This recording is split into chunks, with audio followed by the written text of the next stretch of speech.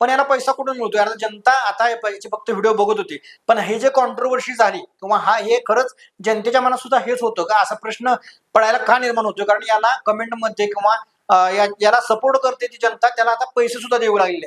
हा बघा, कुणाल कामराजचा हा व्हिडिओ आहे. हा व्हिडिओ तुम्हाला कुणाल कामराजचा दिसेल. कुणाल कामराजच्या व्हिडिओमध्ये बघा, खाली जर आपण कमेंट मध्ये बघायला गेलो तर बघा, पहिलीच कमेंट आहे आणि पहिलेच पैसे आहेत त्याला पाठवले. 8,900 रुपये त्याला पाठवले.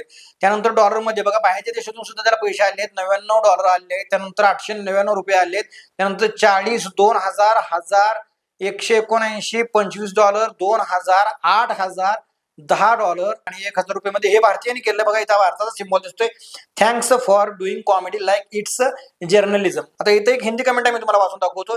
इतिहास लढने वालों का ही लिखा जाता है, चाटुकारों के नाम कोई याद नहीं रखता, थँक्स, असं एका या व्ह्युअर्सनं म्हटलेलं आहे. त्यानंतर ₹40, ₹50 ही लिस्ट थोडी नाही. हे बघा, मी तुम्हाला स्क्रोल करून दाखवतो. ही लिस्ट थोडी नाही, तर जनतेच्या मनाला हे भावलंय की काय म्हणावं लागेल, काय सांगता येणार नाही. आता इथं महाराष्ट्रीयन एक मराठी कमेंट आहे बघा, ₹500 त्याने पाठवलेत. नेत्यासोबत म्हटलेलं आहे की मानले भाऊ तुझ्या जिगऱ्याला, माझा मनसे सलाम, रावसाहेब ठाकरे तुझ्या पाठीचे आहेत, hats off for your courage.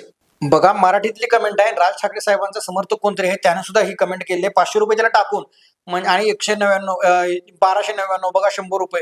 ही बघा किती स्क्रोल करली, जिथं पैसेच आहेत, पैसेच पाठवले, सगळ्यांनी पैसे पाठवले त्यांना. आणि पैसे देऊन एखाद्या कॉमेडियनला माणसं जर सपोर्ट करत असतील आणि त्या वाक्याचं इतकं सपोर्ट करत असतील, पैसे देऊन जर सपोर्ट करत असतील, त्या दिवशी तर तो शो झाला, तो पैसे देऊन तिकीट घेऊन तिथं माणसं बघायला आली.